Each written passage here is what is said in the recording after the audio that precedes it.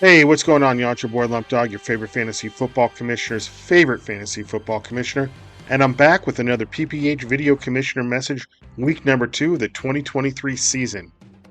So, some bad news, y'all, man. I know you guys have been clamoring for it. I've been trying to work with Cone to get a Cone's Corner, but because of the Screen Actor Guild, SAG, strike, and the Writers Acting Guild, WAG, strike, Cone is refusing to go break the ticket lines and get a Cone's Corner recorded. So I respect his decision, but until these writer and Screen Guild actors strikes are over, I don't think we're going to get a Cone's Corner. He's just refusing to cross picket lines and get his show back on the Commish message. Fortunately for me, the Commish message is a one-man operation, so I don't have to cross picket lines. But unfortunately for Cone, he does require some writers and his people, as he calls them. I don't know who they are, publicists, paparazzi folks. I'm not sure, but he talks about his people. So he's just unwilling to go break those striking workers and get his show back on the air. So we are not going to have a Cone's Corner until those strikes have been officially ended and a resolution to them has been presented. So that's some bad news, man. Some bad news to hear. I know everyone loves Cone and loves Cone's Corner and his takes. Definitely, it is a big hole in the PPH message at the moment. But we have to do what we have to do, and I respect Cone's decision on standing strong and in solidarity with his quote unquote his people, and not going breaking those picket lines just to get his show, just to appease the PPH heathens that want his show and don't care who is hurt or not by his show coming back. So again, it is what it is. We'll deal with it. It's a one-man operation until that time. So hopefully, I'm hoping that Newsom and Screen Actors Guild and Writer Guild can all get in a room and get that hammered out, and we can get Cone's Corner back promptly and swiftly on the Commish message. Until then, again, I will do my best. So, with that being said, with no Cone's Corner segment for this foreseeable future, I'm going to use this time to go over a couple features on the website. I know a lot of people might use the app, but I was poking around the website and I've noticed some new options here that you guys might not be aware of. So if you want to go ahead and put on your school clothes here and come with me, you're going to get a little schooling by the Commish on the website and your roster. So what I wanted to point out here is if you look up here on these on your roster page, you got some new options here. Like the stats were there before and projections and stuff, but obviously if we go through them, it'll show you their stats, what their year to day is, what their last week was, so you can segregate and take a look at it. You can go by their projections as well. It'll show you the best of rest of season. You get this week's projections on week 3, and then you even get next week's projections on week 4. So that's a nice little feature there. So you can see what your projected points are going into the next few weeks. The two new ones that I am really enjoying at the moment here is this usage. So here, this is new this year. It'll show the usage of your guy or the player, right? So right now for the Chargers, Justin Herbert, he's attempting 40 passes per game. He's thrown 100% of those passes. He's thrown 3 touchdowns. He has a 100% TD percentage because he's thrown all of them. And then there's the rushing information and receiving information. Obviously, those would be more geared towards your running backs here and your wide receivers. And then your bench. So these are like little good things and nuggets of information that you can try to go in here and take a look at. And I'm not sure how many people were aware of these new fields. We got the red zone. This is another good stat here that breaks it down by the red zone and their usage in the red zone. So for instance here, the Detroit Lions in the red zone, they pass 33.3% of the times. They only rush 5% of the time. And then passing game. I wish when you could mouse over, it would tell you what the stat was. I'm thinking this is pass per game as a slash G. That's what I'm thinking. I'm not sure though. But anyway, it shows you the receiving. He's received half a target. He's got a 20% target rate in the red zone. And that's kind of what you really want to look at here, especially for receivers. And then running backs, you definitely want to look at the temps in the rushing in the red zone. So like Bijan, for instance, has less than a 30% usage, rushing usage in the red zone. So he's not used a lot in the red zone at the moment. So obviously that can all change and you never know how it will. But again, some more analytic information about your team that you can come here on the website. Unfortunately, I was looking in this in the app. Hopefully they start combining this into the app. I don't see in the app where you can find this information, and only on the website. So again, that's why I'm kind of going over this. The rankings here show you the rankings for the week. I think it's for the week. Yeah, year-to-date rankings, rest of season projections, and expert positional ranks. So this is for the week right now. So I have a consensus. Justin Herbert is ranked 7, Bijan's 4, IST Spears is 41. Ouch. And then so on and so forth. So you can all see here what your rankings are on your players for the week and the rest of the season. So that's pretty cool. Your schedule for your players, not your fantasy schedule, but for the players. So you can see, oh shit, look at that. I got a bye coming up in week 5 for Justin Herbert. Didn't know that was so soon. I thought it was later in the season for some reason. So looks like I'll be shopping for a quarterback next week because I'm going to need a backup quarterback in week 5. So yeah, that's a good thing. Just shows you where their bye weeks are at, so you can try to plan ahead and stuff and what schedule. So if you want to make a trade for somebody or something, you can see what their upcoming schedule is, and if you feel like it's a good matchup for you. And then you got your matchup here. This is just kind of like against the opponent that they're facing. So that's kind of cool. Your news, which you can get anywhere really else too, but kind of cool. You don't have to go off of your lineup page. Just get your news there. You got your odds here if you're into the betting. You want to make any bets, the lines and stuff. And then you got your records here in the lineup and stuff. So, and if they fail to meet projection, team record when he plays. So, good stuff here, man. There's some pretty interesting information listed here. Again, I just kind of wanted to show everyone what these things, because I know we got some newer players. I just spent a little bit time on the phone with the Duck Man the other day, explaining the waiver wire and how that worked for him and stuff. So he understands now how you work the waiver wire. He knows a couple of the loopholes in the waiver wire where you can have an illegal lineup until Thursday. And then, so good stuff in here, man. I hope that helps some of you guys, and you guys can actually use this information and gives you a little bit more insight into your team and any players that you may or may not want to trade for. So good stuff in there. Again, other things that you want to pay attention to here in the you guys don't use this for more of your shit talking, but you got the history, the entire history of the PPH is listed here in the history. 23 years of, actually say 22 years. So the first year, I don't think we used CBS. I think we used a free site. But anyway, it shows you here what your all-time standings are, right? So some good smack talk and stuff. How many league champions we've had? Who's the most consistent? Looks like Molly Whoppers with an average of finishing in the top 4.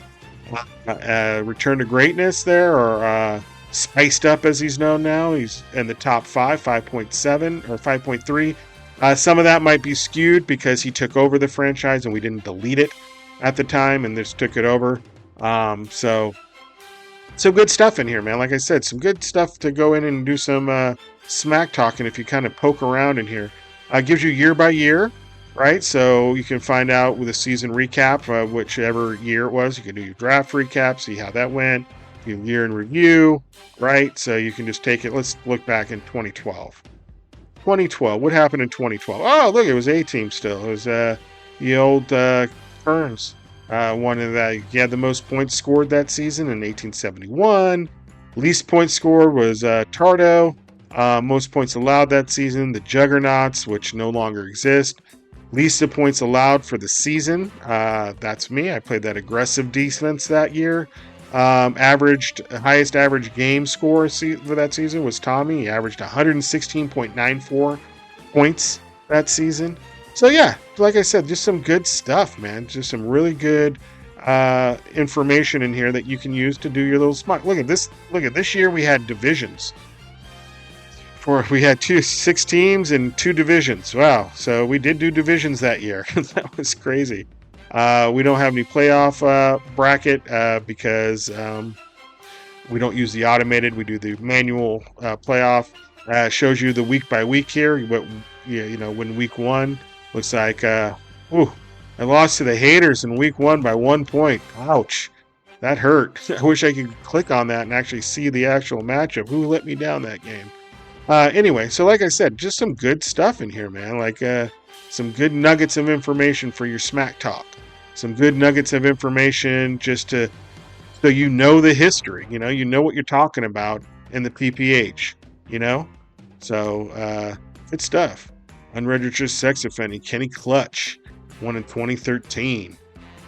Who's now spiced up, Return to Greatness. Another one. We did divisions. Man, how long did we do divisions? And then the playoff bracket here. Wow. So that one must have been an automated playoff bracket. So crazy. Check out the custom recap. So yeah, man, you guys can get me Ken. Let's go back to 2005. What was going on in 2005? Damn, Duke again. Won in 2005. Let's go 2006. I think that was me. Yes, that was me. And I wasn't even the highest scoring team. Most points scored in this. Nope, that was the stupid little dummies. So I didn't even visit the highest scoring, but I did win, so that was good. Anyway, look at that. Boom. Ended up winning. Playoff round 3. Beat Patty 127-99 in the finals that year.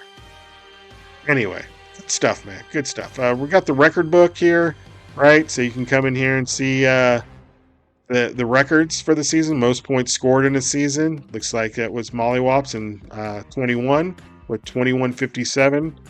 Next was Return to Greatness. Wow, 21 with a 2139. Third, Mollywops. Damn. He's 2 out of the top 3 highest scoring seasons is Zach. Basket Deplorables, and wow, of all people, Brewdogs last year, one of the highest scoring teams in league history. So again, we talk about Darren not having any football mind. Darren, you need to come out here, brush up on your history and be whoa, hey, hold on, PPH. I'm the 4th highest scoring team in the league history. I don't know what you guys talking about. I got that football mind. So, like I said, some good stuff out here to come around and look and just find out, spend some time on here learning your PPH history. Then you got your team histories, stuff like that, with your record, your all-time record, all-time series, who you do well against, who you don't do well against. Like, I don't know why I have such a losing record to Tommy, but he always seems to pump me. I own Britt, though, with 3 extra wins. Haters, me and him pretty much, I've lost 1, but I still own a 1 point. I own Brent with a 17-11, won my last 2 against him, won my last 3 against Dareboy, and then 1-1 against, I'm still couldn't even it up. Hopefully next we meet in the playoffs and I can beat Z and even up my record against him. So anyway, yeah, come in here. Take a look, man. Tells you yearly finish and stuff like that. Yearly results and where you finished. Ouch, man. Look at these are 2 outliers. 10th and 14th. That's tough. That's tough. Last place. That was a tough year, man. Real tough year. All right, we can add a year, remove a year, whatever. So we have that information, right? So that's a good one, the history. Obviously, draft results, trade block, league details, which you want to come in here. Main thing you want in here is the finances to see here. Oh, look at this. Wednesday, I still treasurer still hasn't updated my winnings or given me a congratulations.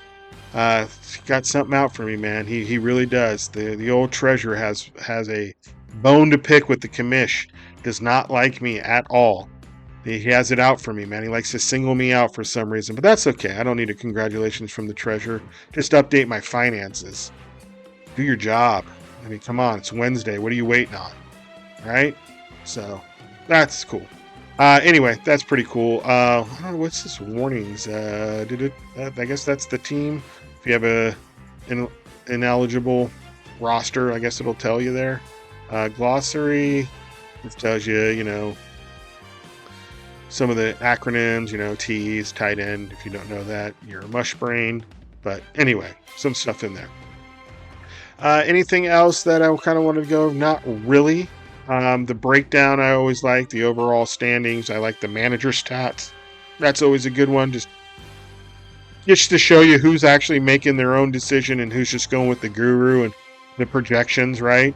So right now I've taken one risk. I started someone that had a lower score than what the guru had predicted.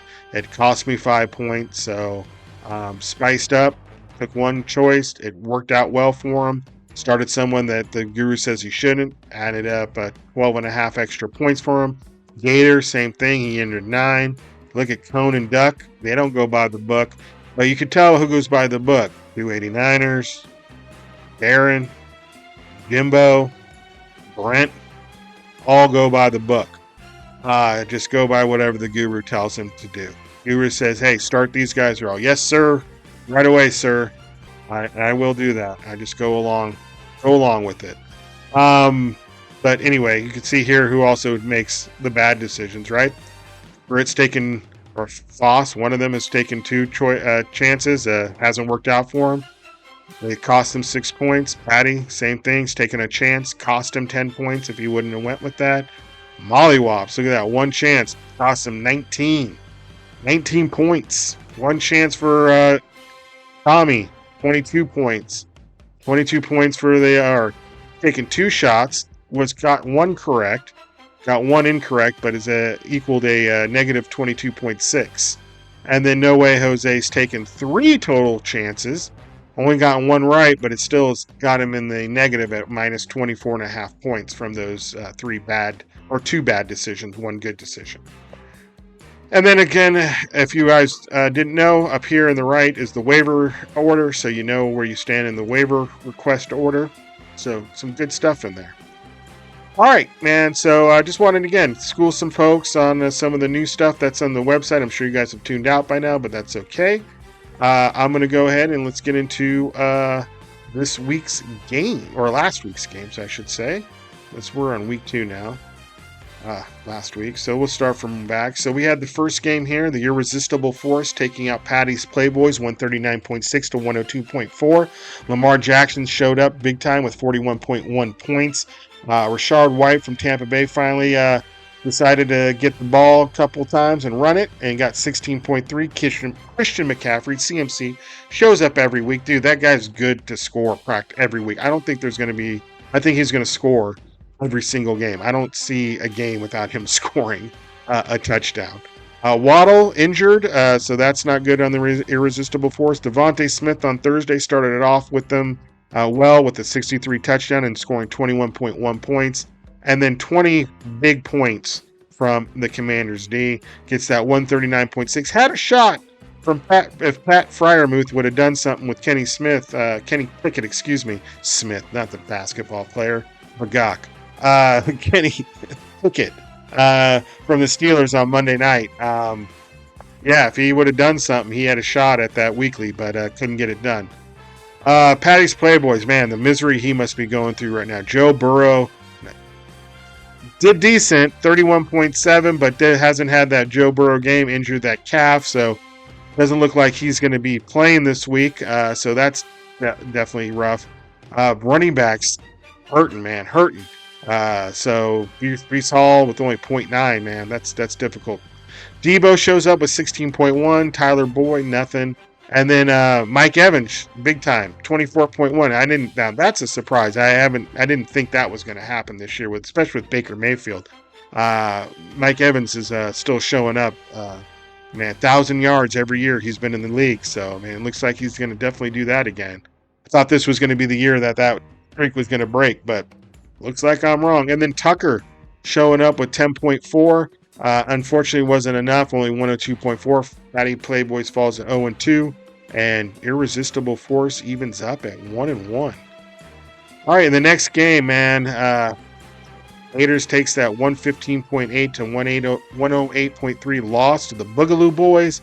Man, dude, he is just snake bitten by the fantasy football gods. Man, week 1 lost Aaron Rodgers. Week 2 loses Nick Chubb. Ouch, man. He has done something to anger them. I don't know what it is, Jimmy, that you have done to anger the fantasy football gods, but you need to make amends because they are punishing you. 32.4 from Stafford, who actually was not that bad of a score. You take those 2 interceptions away, man, he was going to have a pretty decent game there. I mean, with 32 against the Niners D, I would be actually pretty happy with that if I were you. Looks good for him moving forward. So, good pickup there. Keenan Allen showing up with 24.1 points for you, 12.2 from Gus Edwards, and then nothing else really. On the bench, Ford, obviously you weren't going to start him with 22.1 because he only did what he did because Chubb went out. Boogaloo Boys moves to 2-0 there. Deshaun Watson with 24.7. Doesn't look great playing, but the rest of his team showed up enough to get him the dub. Ramondre Stevenson with 12, 18.6 from Hawkinson, 11.4 from McLaurin, 14.7 from Moody, and then the big 24 points from the Buccaneers defense. I don't know what is up with the Boogaloo Boys. They always seem to be able to pick the right defense, man. It's happened in the championship game against him. Things got real fishy, though. Real fishy. But he picked up the right defense, so he has a knack for doing that. So I'll give props where props are due. All right, Boogaloo Boys move to 2-0. Haters falls to 1-1. Next game, man. No way Jose takes a thrashing to Spiced Up, 145.2 to 81.5. Spiced Up, Jared Goff with 47.3. Big time score there, so that's good. 12.9 from Tony Pollard. Loses Barkley, though. So that's difficult, but still did his damage there in that game with 21.2. DJ Moore shows up with 11.4. Mark Andrews, not great, but man, 10.5 for tight ends this week. Got a touchdown and 45 yards, so double digits. All you did, and then great pickup on the waiver wire there, or free agent with 16.7 from Zach Moss. 18 from the Cowboys D, gets 145.2, but I snatched that weekly out of his hand on Monday night. Woo! He thought he had that locked up, man. He turned off the game, fired up Call of Duty, and I was letting him know on text. I was all, bruh! After that second touchdown, man, it was crazy. There was that fumble by Njoku, tight end for Cleveland, and then the next series they got the sack fumble touchdown. So I got like 12 points from my defense in a matter of like 4 minutes. And Duke started puckering up there. No way, Jose, man. I don't know what's going on with you. Why would you start Jimmy Garoppolo over Geno Smith? You drafted Geno first. I don't get it. Why would you draft the guy over Jimmy, but then not start him? Your team needs some help, though, bro. This 81.5 is just not going to cut it, bro. 14.4 from Devontae Adams, and he almost outscored Jimmy. 13.9 from Justin Jefferson, 11.1 from McManus, and then 14 from the Dolphins D. Wasn't enough to get it done. 0-2. Jose, gotta say, man, be careful of the piranhas. They're circling you right now, man. For Justin Jefferson or Devontae Adams, I'm sure they're circling you, man. They want to get a little piece of that. But my advice would be start the guys that you drafted first over the guys that you drafted last. But you know what? You do you. You do you, man. If you're having fun and you're doing your thing, you do you. So anyway, 2-0 for Spiced Up and 0-2 for Jose. And the next game, we got the Kick the Cuck, Tavern, Crushers, the CCCs. I don't like that team name. It's so dumb. It's like I expect better out of that franchise to come up with a better team name than the Hawk Tavern Crushers. Ugh, I don't know, man. I don't know if I could keep saying that on this family show. Anyway, they take the L, man. The big L. Not only for the team name, but for their squad. Taking a 130.1 to 90.3 L. Brewdog showed up big time, man. He knew something, man. Took Kirk Cousins in the second round. Showed up big time with 57.4. 25.1 from DeAndre Swift. And, man, he looked like he established himself as the main running back in Philadelphia now. And he stay healthy, right? I mean, I guess that's about any running back, but he is of smaller stature. He's a quick, shifty guy, and his time in Detroit, he always got injured. So let's see if he can stay healthy. For Brewdog's sake, I hope he does. Young Wei Koo with 12.2 and then 10 from the Chargers defense. The Cop Tavern Crushers. The Cop Tavern Crushers. Trevor Lawrence with only 21.2. 17.4 from Walker. Addison showing up with 14.2. 10.4 from Folk. It wasn't enough from Addison to offset Cousins. Cousins just went dummy and just really pumped Staines, man. And the funny thing is he's a Vikings fan, so seeing Cousins pumping him was pretty enjoyable on Thursday night last week. Nick Folk with 10.4 and 13 from the Eagles defense. Looks like you went defense a little early, bruh. They're not living up to the number one defense taken yet. I mean, it should be the Cowboys. Should take Cowboys number one. Anyway, takes the L. 0-2 for the Cook Tavern Crushers. And the Brewdogs. And they're 0-2. And Brewdogs are 2-0. All right, moving on. Just my luck taking that nasty, ugly, low-scoring win. 83.9 to 80.2 over West Point Gators. Just my luck, got 37.8 from Hurts. This is really kind of, when you get 3 touchdowns, you're expecting your guy to get over 40. At least I do, personally. But under 40 for 3 touchdowns, not a great game, but was enough to get it done. Nothing else really going on this team other than Montgomery with 10.4, Jake Elliott with 12.1, Patriots D with only 8, so ouch, only 83.9, but 2-0, man. That's what matters, man. That's what matters. Unless you start losing, and then them points are going to come into play at the end of the season. Gator with only 80.2, 27.4 from Fields. I'm sure Gator ain't loving Fields right now. Sure, he's pretty frustrated with the guy. Just try to remember, guys, the first month of the season really is preseason for some of these, because a lot of these guys don't play in the preseason. So that first month is just them getting the time and getting the feel of getting back into playing football. So try to show some patience, but I understand if you're getting frustrated with guys. I know I am on my squad. Derrick Henry with 15.5 and then nothing else in double digits. So that's why he only got 80.2 and took the L and fell to 1-1. All right, in the next game, we got the 289ers taking out the basket of deplorables, 117 to 97.2. This is what happens with Tua, man. Like last week, he played a shitty defense, and the Chargers went stupid dummy for over 400 yards and 3 touches. This week, plays a better defense and gets held in check and under 30 points. Tyreek Hill, even held in check is 10 points. If you're playing against him, you'll take that all day. If I can only get 10 points out of Hill, I'm good. I mean, he went for 202 against me last week. That was just a buzzsaw.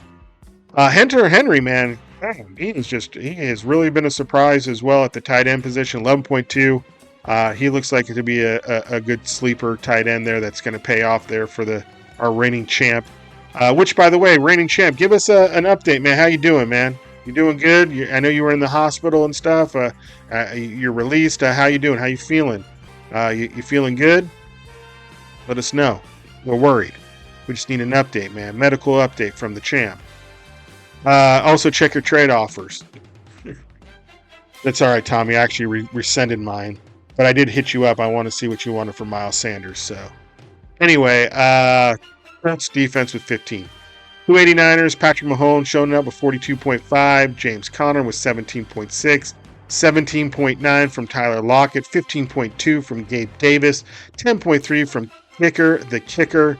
And that was enough to get the dub with 117. Evens up his record at 1-1. All right, and then in the last game, ya boy, Mr. Sweet Spot taking out the Mollywops 148 to 117.2. Josh Allen for the Mollywops, Mr. Shoot Me an Offer with 46.1. James Cook was 16.9. 15.3 from Lamb. And then that was really about all that was going on in his squad, man. But, got him 117, but wasn't enough to get it done. If he would have started Raheem Mostert, though, looking on the bench, that's hard. Sky Moore, too, would have helped as well. But, really, I guess you would have started Sky in your flex or Raheem in your flex. I don't know. It's pretty difficult. You got a pretty deep team there, Mollywops. You got some good depth at running back. You got three, no-brain starters because you got Puka. Yeah, you left him on the IR since he was in the afternoon game and he had that red cross. But Puka, I'm sure, has got to get into your lineup in the flex. You're not going to sit Lamb or Brown. So then you got all this stuff on your bench with Sky Moore, Mostert, Tony, and at a defense, and Williams too. So shoot him an offer. It looks like he's got some pieces he can pawn off there. So see what you can try to work out for the Mollywops. Remember though, if you go look at his on the block, he needs nothing. So make your offers accordingly. If you don't need nothing, then why am I going to offer anything? You don't need it. You said no need. Here, I'm willing to offer these guys. Offer me something. No need. Don't need it. So what do you expect, bruh? That's what you're going to get. Your front office wants to play word games. No need. Don't shoot me an offer. For what? No need. I'm willing to deal these guys. Well, what do you need? Nothing. I'm good. Don't need nothing. So if you're going to play that game, then I'm going to shoot you them offers. That's how my front office looks at that, man. We're a professional organization over here at Mr. Sweet Spot, man. We go by the words that are posted on the boards. If you say no need, then that's the kind of offers you're going to get. No need offers. So that's all I'm saying. Update it. Say what you need. And maybe you get some better offers. That's all I'm saying. All right. Anyway, your boy here with Justin Herbert 44.5. Bijan, as you can see here, I went with the hero running back strategy. I just said, you know what? I only need one running back. Second running back? No need. No need for a second running back. I can get a 0. I don't need a second running back. I got Bijan, and he's enough for 1. He's enough for 2. I don't need no second running back and still win the weekly without a second running back. Higgins with 20.9 and then 12 from Christian Kirk. And then obviously on Monday, the Steelers showing up time with that big 36 points, snatching that weekly. Like my name was Debo, snatching chains. And Friday, man, I snatched that weekly out of Duke's hand. He was counting the money playing Kyle. I had this locked up. No need to watch this game. I got it. No, bruh, you didn't. So, got it. Got him. So there we go. 148. Even up my record at 1-1. Mollywops to 0-2, which is a huge surprise to anybody that's up on the PPH history. You're talking the most consistent player, the most winningest player, the highest scoring player of any season is the Mollywops, and he's 0-2 this season, which I don't think I've ever seen in the history of PPH of this guy being 2 games under 500. I've seen him like 1 game under 500, but 2 games, never.